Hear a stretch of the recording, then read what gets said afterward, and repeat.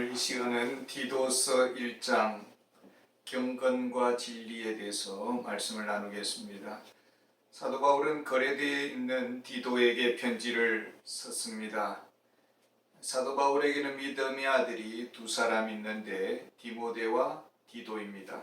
디모데는 에베소 교회에서 목회를 하고 있고 디도는 그레데 섬에서 목회를 하고 있습니다. 그레데 때는 지중해 한가운데 있는 큰 섬입니다. 지중해 북쪽으로는 유럽이 있고 지중해 동쪽으로는 아시아가 있고 지중해 남쪽에는 아프리카가 있습니다. 그 한가운데 그레데 섬이 있고 아주 문명 지역으로서 역사가 깊습니다. 바울도 로마 여행 중에 그레데에 머물기도 했습니다. 지금 현재에도 그레데 섬에는 90%의 그리스도인들이 살고 있다고 합니다.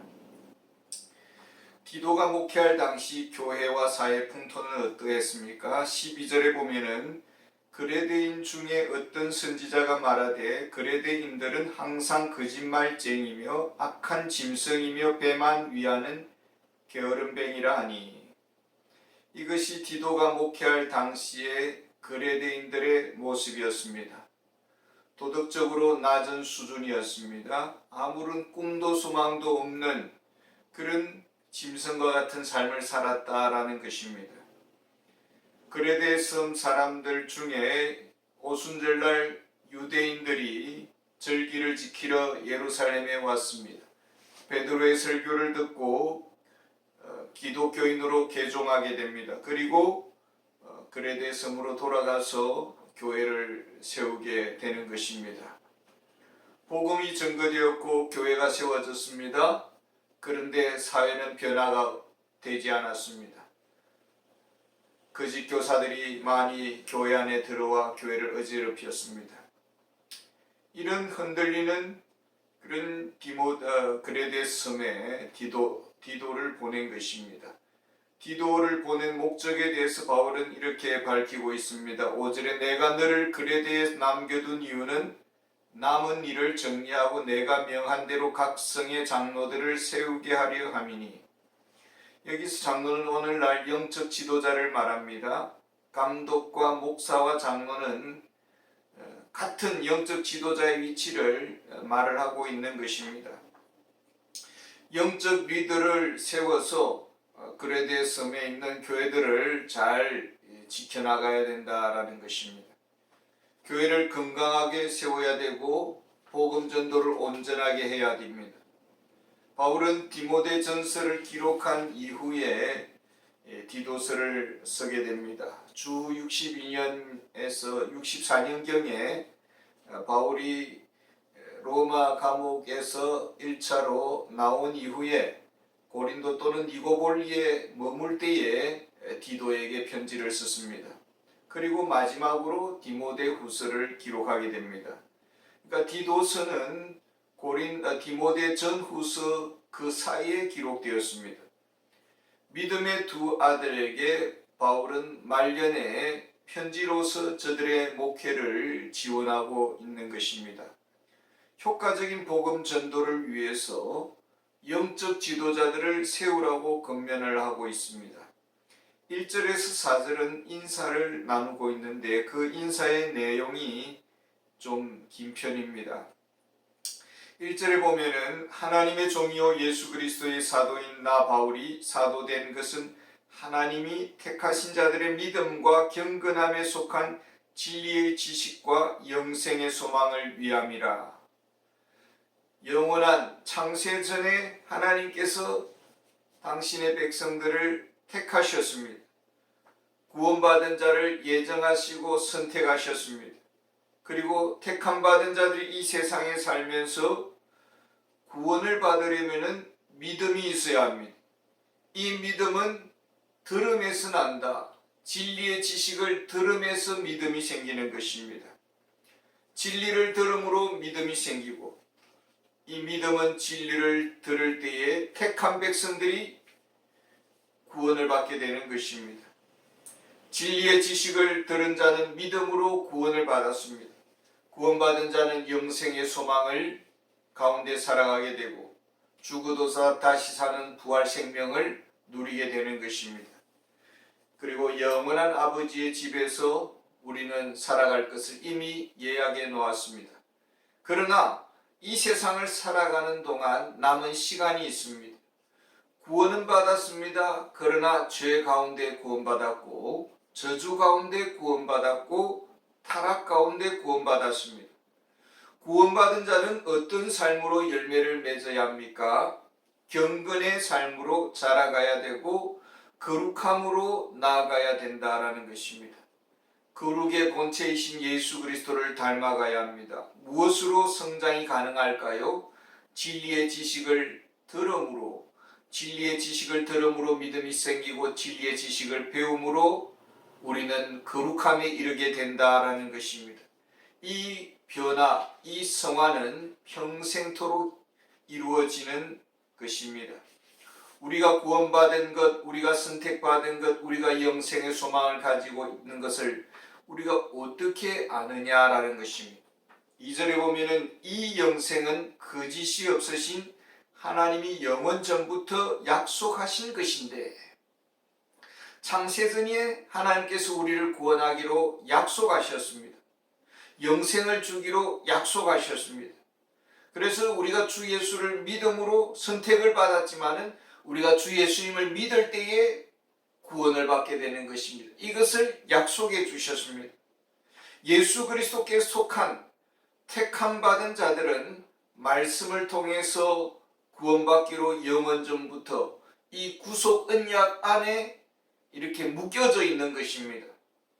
믿는 자는 아버지께서 아들에게 선물로 주신 자들입니다. 아버지께서 아들로 주신 선물인 이 믿는 자를 결코 내게 오는 자는 내어 쫓지 아니하겠다, 하나도 잃어버리지 아니하겠다라고 예수님께서 약속해 주셨습니다. 예수 그리스도의 생명으로 구원을 받았습니다.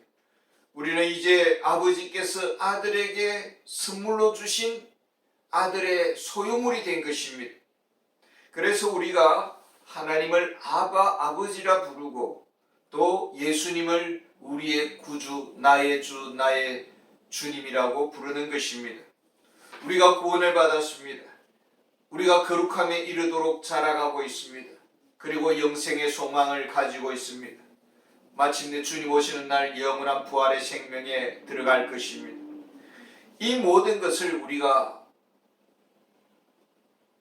이 길을 어디에서 찾을 수 있습니까? 이 길을 우리가 산에 가서 돌을 닦아야 됩니까? 바다에 가야 됩니까? 우리가 삼천배를 해야 됩니까? 선행을 많이 해야 이 진리를 알 수가 있는 것입니까? 3절에 보면은 자기 때에 자기의 말씀을 나타내셨으니 이 전도는 우리 구주 하나님이 명하신 대로 내게 맡기신 것이라. 구원의 인식론적인 근거로서의 말씀, 거룩에 이르는 성화, 회개와 변화의 생명으로서의 말씀, 영원한 길로 인도하시는 말씀, 이것은 바로 성경 말씀입니다. 거짓말하실 수 없는 하나님의 약속이요 하나님의 말씀입니다. 우리는 같은 인식론적인 근거로서 성경 말씀을 믿습니다. 신앙의 내용인 우리가 성경이라는 공통 분모를 가지고 있고 그 안에서 우리는 믿음의 한 가족이 되었습니다. 우리는 같은 신앙 고백을 가지고 있고 믿음의 영적인 네트워크를 가지고 있습니다. 사도 바울은 이제 믿음의 아들 디도에게 그레데섬에 있는 교회들을 잘 세우라고 권면하면서 그 방법으로서 장로들을 세워야 된다라고 말을 하고 있습니다. 감독들을 잘 세워야 된다라고 말을 하고 있습니다. 그래서 5절과 6절에 이렇게 말합니다. 내가 너를 그레데에 남겨둔 이유는 남은 일을 정리하고 내가 명한 대로 각 성의 장로들을 세우게 하려 함이니 책망할 것이 없고 한 아내의 남편이며 방탕하다는 비난을 받거나 불순종하는 일이 없는 믿는 자녀를 둔 자라야 할지라. 여기서 장로는 목회자를 의미합니다. 영적 지도자를 말합니다. 영적 지도자를 잘 세워야 복음화가 가능하다라는 것입니다. 어떤 영적 지도자를 말합니까? 먼저는 자기 관리를 잘 할 수 있어야 된다라는 것입니다. 다른 사람들로부터 책망을 받아서도 안 되고 비난을 받아서도 안 되고 상습적으로 과태료를 내서도 안 되고 손가락질을 사회에서 당하는 그런 지도자가 되어서는 안 된다라는 것입니다. 또한 한 아내의 남편이어야 된다라는 것입니다. 결혼을 했습니다. 목회를 하고 있습니다. 어느 날 혼의 자식이 찾아왔습니다. 그리고 아버지라고 부르고 다닙니다. 동네방네 소문이 퍼지고 우리 이 지역의 어느 교회 목사님은 혼의 자식이 있다라는 소문이 파다하다라는 것이죠. 예를 들어서 말합니다. 결혼 전에 일이 있었는지 결혼 후에 일이 있었는지 모르지만은 하나님의 교회를 부끄럽게 만드는 그런 불미스러운 일이 있어서는 안 된다라는 것입니다. 하나님의 얼굴을 먹칠하고 또 믿는 사람들이든 믿지 않는 사람들이든 간에 그들의 입방아에 오르내리는 흠잡힐 일이 일어나서는 안 된다라는 것입니다. 그것은 주님의 교회를 오히려 무너뜨리는 일이다라는 것입니다. 영적 지도자는 경건한 가정을 이끌 수 있어야 됩니다. 내 자녀를 잘 지도하지도 못하고 자녀들에게 순종을 요구하지도 못하고 할 말도 제대로 못합니다. 참 그 누구도 자녀들에게 대해서만큼은 장담할 자는 없을 것입니다. 참 너무나도 어려운 일이지만은 순종의 자녀들을 세워야 된다라는 것입니다. 그러지도 못하면서 하나님의 자녀들을 말씀으로 다스리고 순종하도록 지도를 할 수가 없다라는 것이죠. 내 자녀도 순종으로 지도할 수 없는데 하나님의 자녀를 어떻게 지도할 수가 있겠느냐라는 것입니다. 그래서 성경은 목회자들에게 높은 도덕적 수준을 요구하고 있습니다.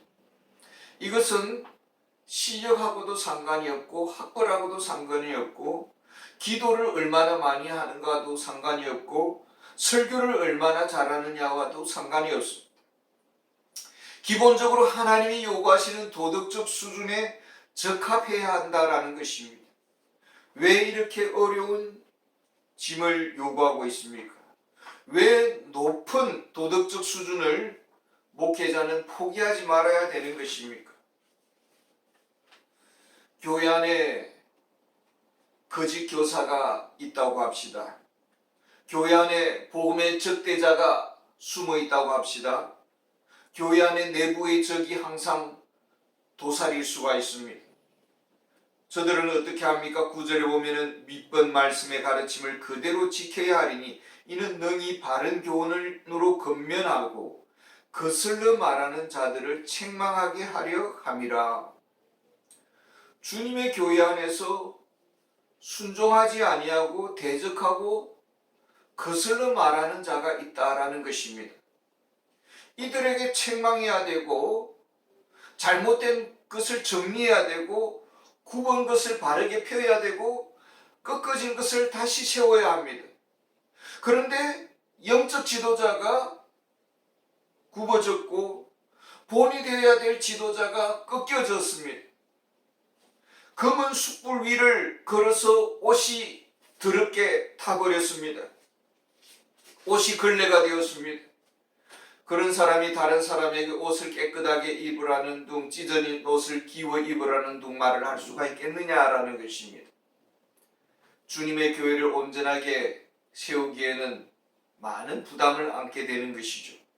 지금 교회 안에 어떤 자들이 있습니까? 10절에 보면 불순종하고 헛된 말을 하며 속이는 자가 많은 중 할례파 가운데 특히 그러하니 불순종하는 자, 할례당, 유대인의 의식법을 요구하고 할례를 요구하는 그런 이단들이 교회 안에 들어와서 주일학교 교사랍시고 가르치고 있더라라는 것입니다. 헛된 진리를 아이들에게 가르친다라는 것입니다. 11절에 보면 그들의 입을 막을 것이라. 이런 자들이 더러운 이득을 취하려고 마땅하지 아니한 것을 가르쳐 가정들을 온통 무너뜨리는도다. 불순종하고 거슬러 말을 하고 대적하고 이런 자들에 대해서 입을 막아야 되고 발언권을 주지 말아야 되고 가르치는 위치를 박탈해야 되는 것입니다. 어떻게 입을 막을 수가 있습니까? 거짓말도 하고 속이고 교회를 어지럽히는 자들을 어떻게 저지할 수가 있겠습니까? 발언권은 주지 않을 수 있습니다. 그리고 하나님의 진리를 올바르게 증거함으로써 저들의 잘못을 막을 수가 있습니다. 하나님의 진리를 명명백백 증거함으로써 거짓된 이단이 발을 붙이지 못하도록 할 수가 있습니다. 그러나 지금 영적 지도자가 흠이 있다고 합시다. 삶의 본이 되지 않습니다. 가르치는 대로 본인은 실천하지도 않습니다.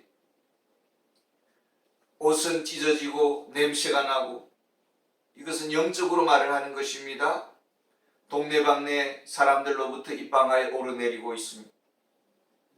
이런 사람이 교회 안에서 악한 자를 어떻게 다스릴 수가 있겠느냐라는 것입니다. 지금 목회자도 약점이 있어가지고 할 말을 못하고 입 다물고 있습니다. 누가 누구 보고 잘하라고 하고 거짓을 부리라고 그렇게 책망을 할 수가 있겠느냐라는 것입니다.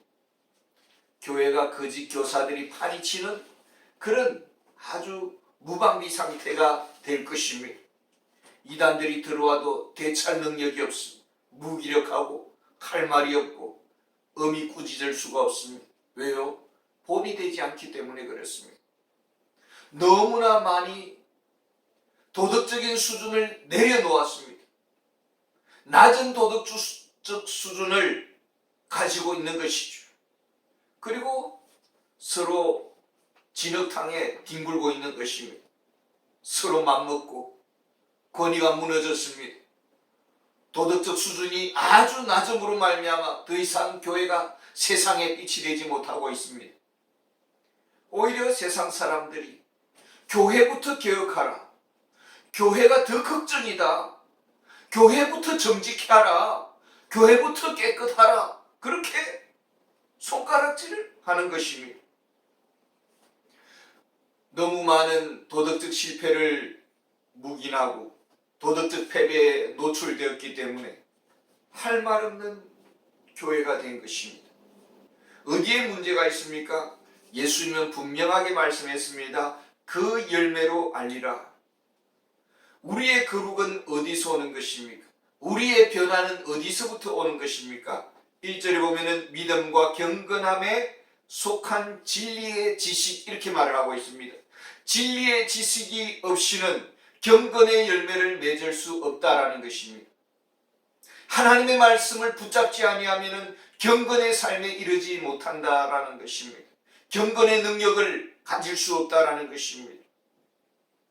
경건의 삶, 영적 성장의 길에 방해되는 것이 무엇일까요? 7절을 보시면은 감독은 하나님의 청지기로서 책망할 것이 없고 제 고집대로 하지 아니하며 급히 분내지 아니하며 술을 즐기지 아니하며 구타하지 아니하며 더러운 일을 이덕을 탐하지 아니하며